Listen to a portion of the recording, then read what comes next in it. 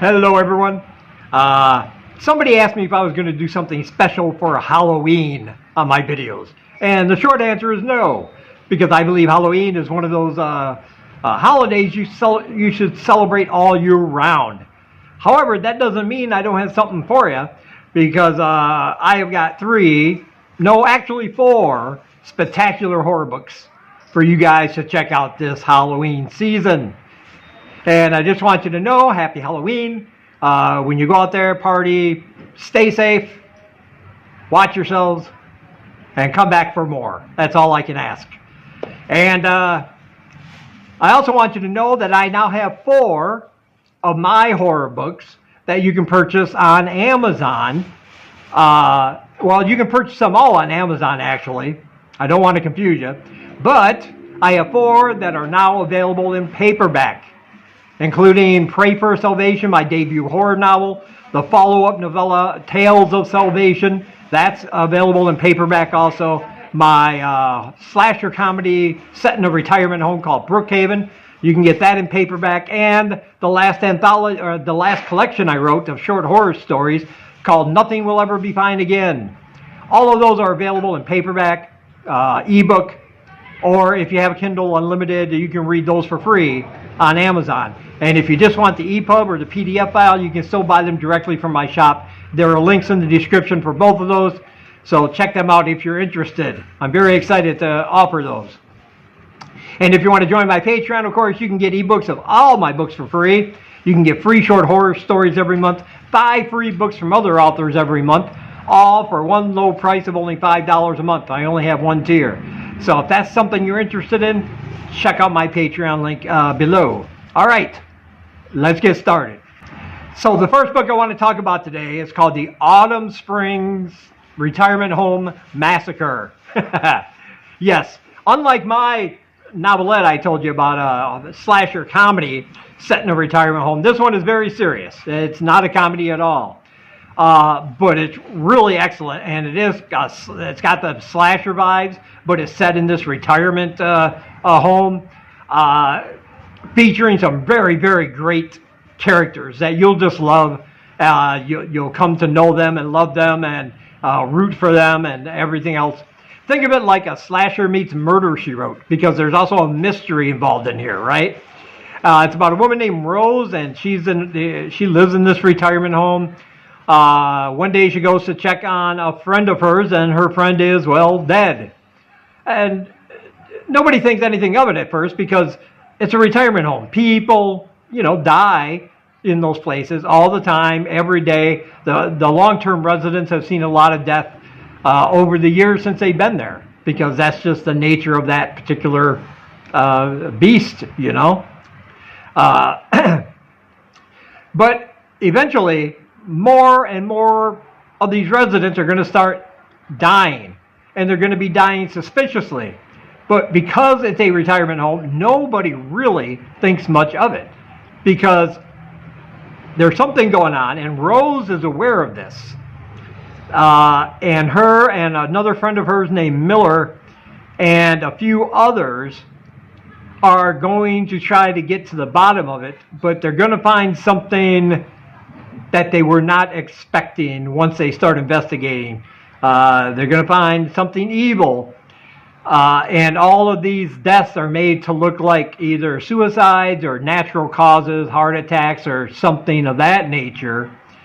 But because this group is uncovering little secrets about not only some of the residents, but some of the employees there, they're going to put themselves firmly in the crosshairs of whatever it is that's killing these people. And it's going to get very tense. It's going to get very exciting. It's going to get very bloody and gruesome. But like I said, the main reason I love this book is because the characters are so sympathetic. They are so well written. And I always appreciate a good book where where some of the elderly people are like the protagonists, and they're not just meat for the grinder, so to speak. They actually come out ahead, and you can't help to root for them. And they're tougher than what they look, that kind of thing. I always appreciate that. I'm thinking of the Sundowners Dance book I recently reviewed. That one's almost the same kind of thing. And I just love when authors do that. And this one is simply excellent. It has a lot of action. It has a lot of the whodunit, or who's doing it. A lot of secrets to reveal. You never feel like any of these people are safe, because they absolutely are not, as we'll see as the book goes on. So who's going to make it, who's not, who knows? You're going to have to read to find out, but it's excellent. I absolutely love this book. Of course, I highly recommend it, and there's a link in the description where you can pick up your copy. And next we have, again, a twofer. That's right, because both of the books in this series, and there's only 2 books in the series, but they go together so well that you might as well pick both of them up. But I'm going to start with this one. It's called The Very Naughty List. If you want a slasher set at Christmas time with a psychotic Santa Claus, this one is excellent because it does some things that are a little bit different than what you might expect from that description. It's basically about a guy. He's been a Santa at a certain mall for the past 30 years. The thing is, he's a really good Santa. He loves the holidays. He loves to bring cheer to all the little boys and girls and parents. He lives for Christmas to the point where he actually believes that he is the literal Santa Claus. He is kind of psychotic. He is very much trapped in his own delusions. He's delusional. In fact, we're going to find out that a while ago, when his wife tried to leave him because she couldn't handle these delusions of him being Santa Claus anymore, he did something. I'm just going to leave it at that. And he kept her body in the apartment, but in his head, she talks to him and encourages him. And she's Mrs. Claus he thinks he needs in his life, because he is Santa. He has to have a Mrs. Claus. Yes, this one is more horror comedy, and it's got that very, very, very dark, dry, but very effective sense of humor thrown out. I mean, some parts are absolutely hilarious. But one day while he's performing his duties as a Santa, and remember, he's a very good Santa, a group of young boys come in and they're making fun of him, and they go to do something to the female who's acting as his elf at the mall during Christmas time, and they're being very obnoxious, very rapey kind of toward this woman. And he goes to intervene. He grabs one of the boys, pulls his arm back, and the boy falls on the ground while his friends are recording. Well, by that night, he's famous, or infamous, I should say, because they edited the video to make it look like he attacked this group of boys for no reason, even though he was trying to protect this female elf friend of his, while he was playing Santa. And, of course, the internet took over, and pretty soon he got canceled, and everybody's talking about him. And, his life just goes completely off the rails. And that breaks him mentally, because the people in the mall fire him. So now he has no more job. The one thing that personifies his life, him playing Santa for over 30 years, is now gone.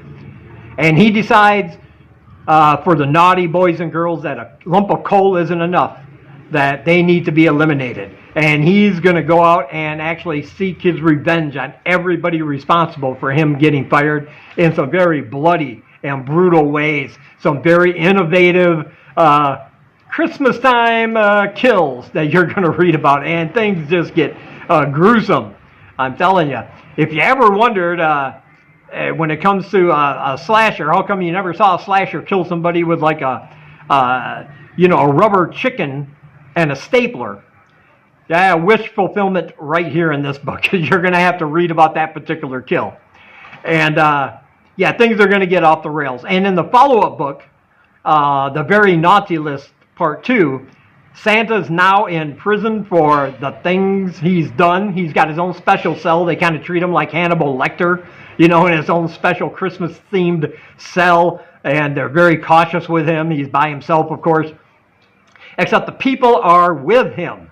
The people, he gets thousands and thousands of real letters from adults and other people. And they're not asking Santa for presents. they see him as kind of a folk hero, right? An anti-hero. And so they're going through their stories asking him to kill certain people who have wronged them in some very harsh manners. And yeah, you're going to have to read about that one in the second one because it's just excellent. We're going to hear some of these stories. It's going to go all the way up to the White House.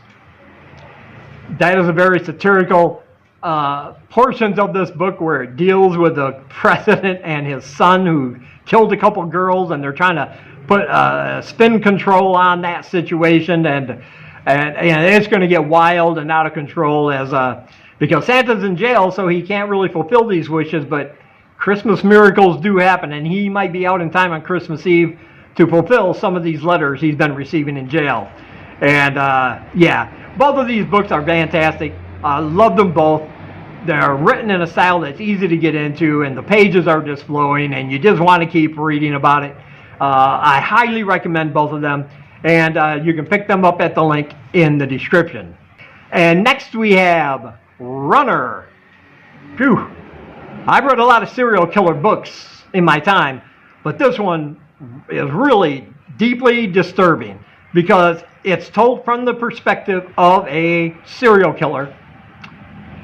It's methodical, and as the title suggests, it's written like almost a diary, almost like a how-to kind of, or how he goes about it, his motivations, some of the tools of his trade, how he gets his victims. He doesn't discriminate men, women, color, sex. It doesn't matter. So he's never been caught, and he probably has thousands of victims, as we're going to find out. And he's going to go step by step in how he does it because he's actually a very wealthy man. He doesn't need any money. He found out the only thing he was good at was this. So he has no deep sexual urges behind his killing like a lot of serial killers do. He does it just to see if he can get away with it. And if he gets caught, he doesn't want to, but he's fine with that.